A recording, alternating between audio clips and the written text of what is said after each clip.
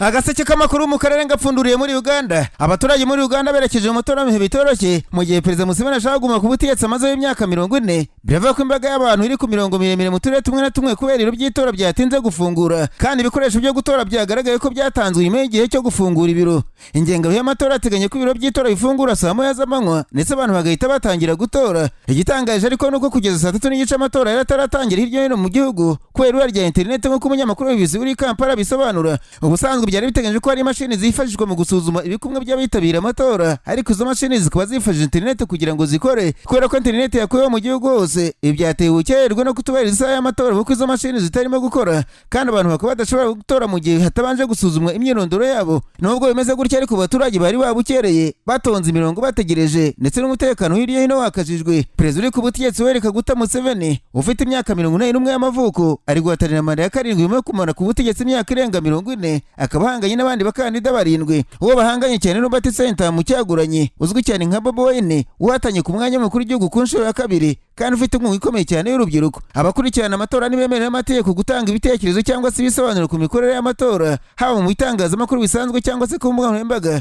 bikagabanya ubushobozi bwo gukurikirana no kugenzura amatora mu bwisanzure. Perezida Museveni yakomeje kwihanangiriza abanyarwanda bibutsa kwirinda icyo ari cyo cyose cyahungabanya umutekano cyangwa se kikabashora mu byaha. Byabiteganyije ko ibiro by'amatora bifungura saa moya za mu gitondo bigafunga saa 10 z'umugoroba ku isaha yo muri Uganda. Naho ibyavuye mu matora bikaba biteganyije gutangazwa bitarenze ku wa 6 mu masaha y'igicamunsi muri iki cyumweru. Abanyamakuru b'Abanyarwanda bari mu Uganda baravuga uko umwuka wifashe muri iki gihe cy'amatora. Twavuganye ku murongo wa telefone n'umunyamakuru Denise Mbabazi Mambara, aratubwira muri make uko byifashe. Umwuka wifashe gute muri Uganda? Birumvikana aho mwanyuze. Nageze mu muhanda guhera saa 12 z'igitondo. Navuga ko rero mu bice by'i Kampala cyane ko niho narindi muri ayo masaha, wabonaga ko abaturage ari bake mu muhanda, bari bake cyane ugereranije n'uko Kampala isanzwe. Wabonaga imodoka ziganjemo n'inzego z'umutekano, yaba polisi, yaba za gisirikare, ndetse n'imodoka binini by'intambara. Ukabona hanyuzeho imodoka bafite n'imbunda nini ziriho za gisirikare, ndetse n'amaduka make make ubona ko afunguye. Hari n'amasoko rwose twabona gapfungwa, ariko urujya n'uruza rusanzwe muri Kampala by'umwihariko mu mujyi rwagati cyangwa se CBD downtown wabonaga ari ntarwo. Ubwo aho ni mu muhanda ugenda wabonaga ko imodoka z'abaturage ari nke, ariko zatangiye kwiyongera mu muhanda guhera saa 3 kuko abonye ko abaturage batangiye gusohoka bagenda mu nzira ari benshi, no ku masite y'amatora batangira kuba ari benshi. Ukabona ko umubare wiyongereye n'ubwo ayo masaha site nyinshi zari zitaratangira gutora. Nari ngiye kuvuga nti mbaye nk'usubira inyuma gatoya, izo modoka nyinshi z'umutekano, kuki imodoka z'umutekano zari nyinshi? Haba hari ubwoba ko wenda abaturage bari buze kwigaragambya cyangwa se gukora ibikorwa byabangamira ituze mu gihe bari mu matora? Niba hari amakuru babashije kumenya. Nibyo ndetse ibi ntabwo bije vuba, uretse ko uyu munsi cyabaye nuko iz'abaturage zagabanutse, ariko guhera ku munsi wo kuwa mbere nibwo komisiyo y'amatora yatanze briefing ku ndorerezi z'amatora, ariko guhera kuwa mbere no ku cyumweru umunsi wari wabanje wabonaga n'ubundi umwuka umeze gutyo, inzego z'umutekano nyinshi. By'umwihariko perezida wa komisiyo y'amatora yarivugiye, ndetse n'ukuriye polisi wari uhari yavuze ko hari inzego z'umutekano bikanga ko hashobora kuba iterabwoba, terrorism, ndetse n'ibindi n'ibikorwa by'imyigaragambyo n'abandi bateganya ibikorwa bibi, ariko bavuze ko baryamiye amajanja. Ashimangira ko hari inzego z'umutekano, yaba zambaye uniforme ndetse n'izitazambaye, inzego polisi, igisirikare ndetse n'abandi bakorana, bavuga ko biteguye kuzahangana n'ibyo. Subira inyuma gato, ibyo bihura nko Robert Kyagulanyi Ssentamu uhanganye cyane na Perezida Museveni muri aya matora y'umukuru w'igihugu, yari yasabye abamushyigikiye kuzaguma kuri site z'itora bagakurikirana ibikorwa byo kubarura amajwi. Komisiyo y'amatora yo yavugaga ko badakwiriye kuba bahari, bakwiriye gutaha. Ibiro by'umuryango w'abibumbye bishinzwe uburenganzira bwa muntu byanenze icyemezo cyafashwe n'inzego za leta ya Uganda cyo guhagarika internet mu gihugu hose. Komisiyo ya Uganda ishinzwe itumanaho ICC ivuga ko yahagaritse serivisi ya internet mu gihugu hose hashingiye ku nama ikomeye yatanzwe na komite ihuriweho n'inzego z'umutekano. ICC yasobanuye ko ibyakozwe bigamije gufata ingamba zo kwirinda ibibazo, kurinda ubusugire n'amahoro no kubungabunga umutekano w'igihugu, hagamijwe gukumira ikoreshwa nabi ry'imbuga nkoranyambaga n'ahandi hatangirwa amakuru muri ibihe by'amatora. Ishami rya Loni rishinzwe uburenganzira bwa muntu ryavuze ko icyemezo giteye impungenge zikomeye mu butumwa bugufi ishami ryashije ku rubuga rwa X ryongeye ko rinenga leta ya Uganda kuba yaragaritse imiryango 10 itari ya leta iminsi mike mbere y'amatora kuwa gatanu w'icyumweru gishize tariki 9 Mutarama. Amabaruwa abiri bikeye ko yanditswe n'ibiro by'igihugu bishinzwe imiryango itari ya leta National Bureau of NGOs yasakaye ku mbuga nkoranyambaga agaragaza ko yagaritse igihugu ry'abaharanira uburenganzira bwa muntu National Coalition of Human Rights Defenders na Chapter 4 Uganda isanzwe yita ku burenganzira bwa muntu n'ibibarizwa ry'amategeko. Muri ayo mabaruwa baragira bati ibiro bishinzwe imiryango itari ya leta byakiriye amakuru ubutasi agaragaza ko Chapter 4 Uganda igira uruhare mu bikorwa bibangamira umutekano n'amategeko ya Uganda. Abo mabwiriza yakomeje ategeka uwo muryango guhagarika ibikorwa byawo kugeza iperereza rirangiye, anasezeranya ko iryo perereza rizakorwa mu gihe gikwiriye kandi ko umuryango uzahabwa amahirwe yo kwisobanura no kumvwa. Naho mu Burundi Perezida Evariste Ndayishimiye yishuye ko abakorana nawe bamwifuriza kuyobora igihugu nabi kugira ngo bazamusimbure ku butegetsi. Ubu butumwa yabutangiye mu kiganiro kibanda ku miyorere ye cyabereye muri hoteli ya Budirake Tanganyika i Bujumbura ku itariki 14 Mutarama. Ndayishimiye yabwiye abitabiriye iki kiganiro kiganjemo abayobozi n'abahoze mu nzego nkuru z'igihugu ko abantu bifuza ko barana Burundi banga kumugira inama birengagije ko bigenda nabi bigira ingaruka ku gihugu cyose. Ati bamwe banga kungira inama batekereza ko nintsindwa bazansimbura, ariko nsinzwe igihugu cyose nicyo kiba gitsinzwe. Uyu mukuru w'igihugu yavuze amagambo mu gihe ubukungu bw'igihugu bwasubiye inyuma ku kigero kidasanzwe kuva mu myaka ine ishize. Abakurikirana hafi iki kibazo bagaragaza ko byatewe n'ibura ry'amadevize n'ibikomoka kuri peteroli. Hasigaye umwaka umwe kugira ngo amatora ya perezida w'u Burundi abe. Mu buyobozi bukuru bw'ishyaka CNDD-FDD riri ku butegetsi aravuga umwuka mubi ushingiye ku kudahuza amahitamo ku mukandida uzarihagararira. Bivuga ko bamwe mu bayobozi ba CNDD-FDD bashyigikiye Ndayishimiye ko yakongera guhagararira ishyaka mu matora, ariko abandi bo ntibabikozwa kuko barimo bashaka gusimbura umukuru w'igihugu. Mu gihe havuga uyu mwuka mubi, Ndayishimiye yagaragaje ko batekereza ko azatana mu matora mu mwaka utaha bari kwihuta kuko batazi niba icyo gihe azaba akiriho. Atari ko se murabizi ko nzaba nkiriho, ntabwo nzapfa se. Nararanganije amaso ibinyamakuru byandikirwa muri Kongo Kinshasa. Abanyamakuru bakize amakaramu ku mpapuro barandika banditswe ingabo za leta ya Kongo Kinshasa kuwa gatatu w'iki cyumweru zagabye igitero gikomeye cya drone ku cyambu cya Karundu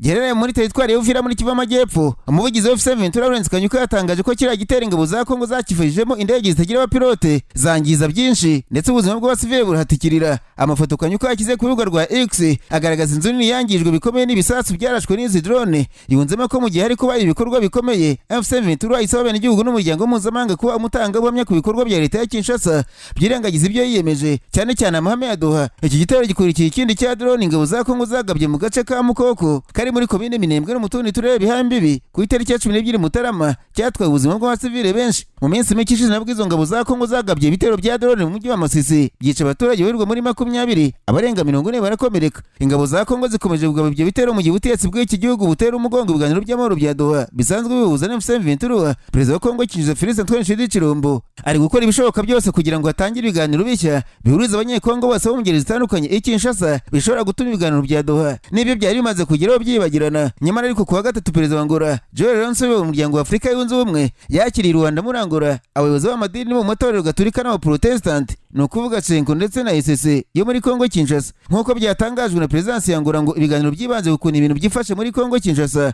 mu gihe umutekano ukomeje guhungabana mu burasirazuba bw'icyo gihugu. Ibyo biganiro nk'uko Perezidansi ikomeza bivuga bije nyuma y'uruzinduko rwa Perezida wa Kongo Kinshasa muri Angola. Mu gihe cy'icyumweru umukuru w'igihugu cya Kongo yakoze uruzinduko inshuro 2 mu murwa mukuru wa Angola kugira ngo aganire ku kibazo cy'uburasirazuba bwa Kongo na mugenzi we Joel Lourenço. Icyakora Kiliziya Gatolika n'Anglikani byo muri Kongo Kinshasa byamenyesheje leta ya Kongo ko bidateze kwitabira ibiganiro by'amahoro bishya byifuzwa na Perezida Tshisekedi mu gihe bitakwemererwa kubiyobora. Kuva mu ntangiriro z'umwaka ushize abahagarariye amadini bakoze ingendo mu bice bitandukanye bya Kongo mu bihugu byinshi bya Afurika no muri Qatar baganira n'abantu batandukanye ku cyafasha abanyekongo kubona amahoro arambye. Izi ngendo zari muri gahunda yo gutegura ibiganiro by'amahoro bishya byari kuyoborwa n'aya madini bigahuriza abanyekongo mu byiciro bitandukanye i Kinshasa barimo n'abarwanya ubutegetsi bwa Kongo ndetse n'ihuriro rya FC23. Abashumba bakuru b'aya madini bagaragaza ko kugira ngo ibibazo byugarije Kongo kuva yabona ubwigenge bikemuke bisaba ko ibiganiro by'amahoro bidaheza umunyekongo n'umwe, ariko ubutegetsi bwa Tshisekedi bwarabyirengagije. Kuva mu kuboza k'umwaka ushize Tshisekedi yakora ingendo 3 muri Angola asaba Perezida Lourenço kumufasha gutegura ibiganiro by'amahoro bishya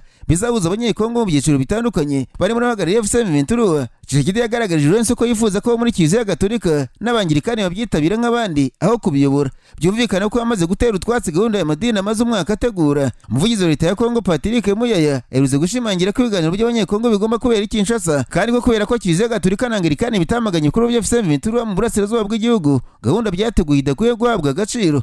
tariki ya 14 Mutarama Perezida Wense yakiriye abashumba bakuru muri Kiliziya Gatolika na Anglikani bo muri Kongo. Ibiro bye byatangaje ko baganiriye ku kibazo cy'umutekano muke mu burasirazuba bw'igihugu. Ibyamenyekanye muri icyo kiganiro cyahuje Perezida Wense n'abo bashumba nuko bamubwiye ko batazitabira ibiganiro bishya bya Kinshasa mu gihe Kiliziya Gatolika na Anglikani batazabiyobora. Ibyifuzo bihabanye by'ubutegetsi bwa Kigidi n'ayo madini bigaragaza ko kuguriza abanyekongo mu biganiro bishya bya Kinshasa bikigoye, kandi ko biramutse binabaye bitagira ikintu kiri bindira ku bibazo bya Kongo kuko uruhande rw'ingenzi rwaba rutabirimo. Ariko kandi Ubushinwa buri kwitambika abakandida b'Abanyamerika ku buyobozi bw'ubutumwa bw'umuryango w'abibumbye muri Kongo Kinshasa MONUSCO by'agateganyo na Viviane Van de Pere kuva tariki 30 Ugushyingo umwaka ushize, ubwo Bintou Keita wayoboraga ubwo butumwa yasezeraga buri hafi amezi atunga manda y'irangire. Kuva mu Kwakira ko umwaka ushize ubwo hatangiraga gukwirakwira amakuru avuga ko Bintou agiye gusezera, ibihugu bifite imyanya yoro mu kanama Loni gashinzwe umutekano byatangira urugamba rwo gushaka uzamusimbura muri Gashyantare uyu mwaka. Ku itariki 14 Mutarama ikinyamakuru Jeune Afrique cyatangaje ko Leta z'Ubumwe za Amerika zifite ku rupapuro abakandida babiri bazajya mu hatanira uyu mwanya, kandi bombi bakuriye muri Kongo Kinshasa mu bihe bitandukanye.